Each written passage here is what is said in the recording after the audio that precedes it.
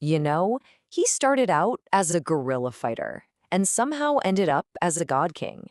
This is the story of Kim Il-sung, the man who literally architected North Korea. We're going to look at how he built one of the most isolated and, honestly, one of the most enduring dynasties in the entire world. So how does one person even do that? How do you build a kingdom in the modern world? It's a question that really still defines North Korea today. And the answer, well, you're not going to find it in today's headlines. We have to go back, way back to the early 20th century, a time of just brutal occupation and desperate, desperate resistance. I mean, try to picture this. You're in Korea in the early 1900s. The Japanese Empire is in charge, and they're ruling with an absolute iron fist. They're trying to stamp out the Korean language, the culture, your very identity. It's into this world, this pressure cooker of national crisis, that Kim Il-sung was born. Okay, so this period of occupation, it didn't just shape the country. It literally forged the man who would one day rule it. His early years were all about one thing: resistance. So from a really young age, Kim is seeing his people suffer under Japanese rule. I mean, his own family was persecuted, which of course pushed him towards these nationalist movements. And by the 1930s, he's not just sitting on the sidelines watching history happen, he's out there trying to make it. And it's up in the mountains of Manchuria, as a guerrilla fighter, that he learns this really crucial lesson that will define his entire life. Organized violence, it wasn't just for armies. It was a very powerful political tool. And, well, his actions as a guerrilla fighter didn't go unnoticed. In fact, they caught the eye of a global superpower. And this connection, this is what would transform him from just some rebel in the mountains into a legitimate leader in waiting. You see, the Soviets saw some real potential in this young, ambitious fighter. So they bring him to Moscow. And he wasn't just trained there. He was practically forged into a communist operative. This is where he got the blueprint for total control. Think about it. How to use propaganda to shape what people think, how to use ruthless party discipline to break their spirit, and how to turn ideology into real-world action. These were the exact skills he would use to build his nation. All right, so fast forward. World War II ends, Japan surrenders, and suddenly there's this huge power vacuum on the Korean peninsula. And who walks back in? Kim Il-sung. But he's not just a rebel fighter anymore, oh no.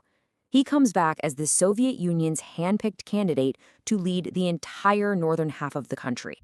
So now you've got the peninsula split right down the middle. Soviet influence in the north, American in the south. And Kim, he moves fast. He immediately starts consolidating his power to create a new state completely in his own image. And there it is, September 9th, 1948, the official founding of the Democratic People's Republic of Korea.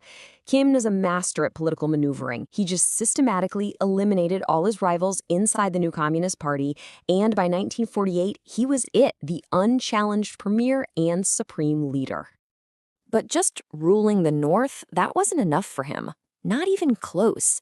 He wanted the whole peninsula. So in June 1950, he gives the order: invade South Korea. This kicks off a brutal 3-year war that pulls in powers from all over the world. And in the end, it doesn't even finish with a peace treaty, just an armistice. And that's what created the DMZ, the line that still divides Korea to this very day.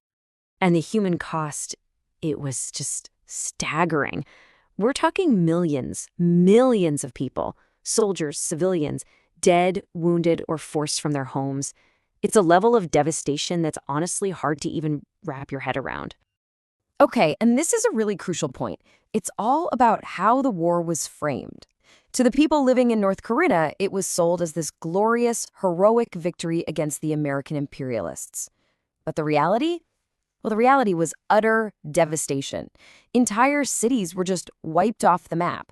And this huge gap between the propaganda and the reality, that became a cornerstone of his entire regime.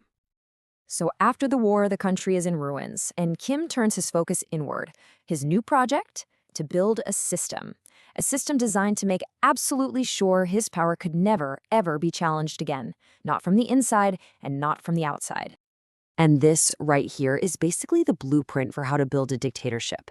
It was a really methodical four-step process. First step, purge your rivals. Anyone who even hinted at independent thought, old comrades, party members, anyone, gone. Systematically eliminated. Second, control the information. He took over every single newspaper, radio station, and classroom. His voice was the only one anyone ever heard. Third, create a cult of personality. He wasn't just a leader, he was the great leader, the father of the nation who could do no wrong. And finally, number 4, demand absolute loyalty. The whole system was rewired. You weren't loyal to North Korea, you were loyal to him. It was, in its own way, a masterclass in building a totalitarian state. Now, every dictatorship needs an ideology, a big idea to rally around, and Kim came up with his own. It's called Juche. On the surface, the idea sounds pretty good, right? Self-reliance? But here's the twist. He argued that for the nation to be truly self-reliant, the state had to control every single aspect of society.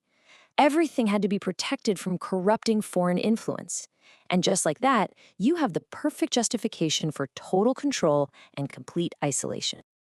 So what did Juche actually look like in practice? Well, the economy became 100% state-controlled. All the farms were collectivized, which often led to absolutely disastrous results. A huge chunk of the country's money was poured straight into the military, and all under this banner of protecting Korean purity, the country was completely sealed off from the rest of the world.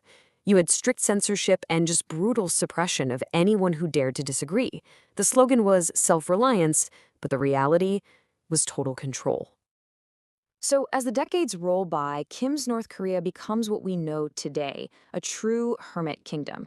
But his final act, his last big project, was to make sure that his system and his family's rule would continue long after he was gone.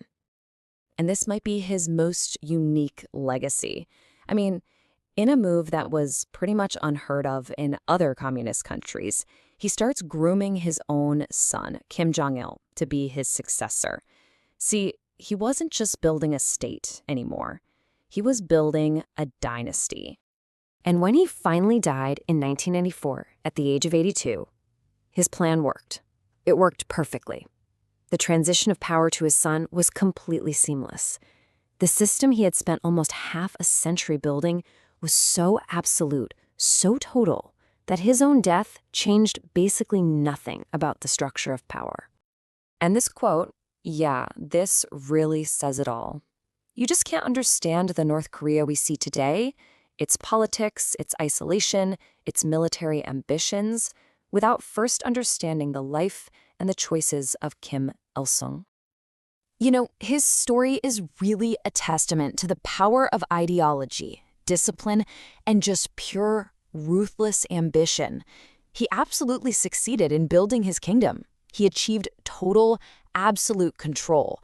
But the final question, the one his legacy really forces us all to ask is, for the nation, and especially for its people, what is the ultimate price of that kind of power?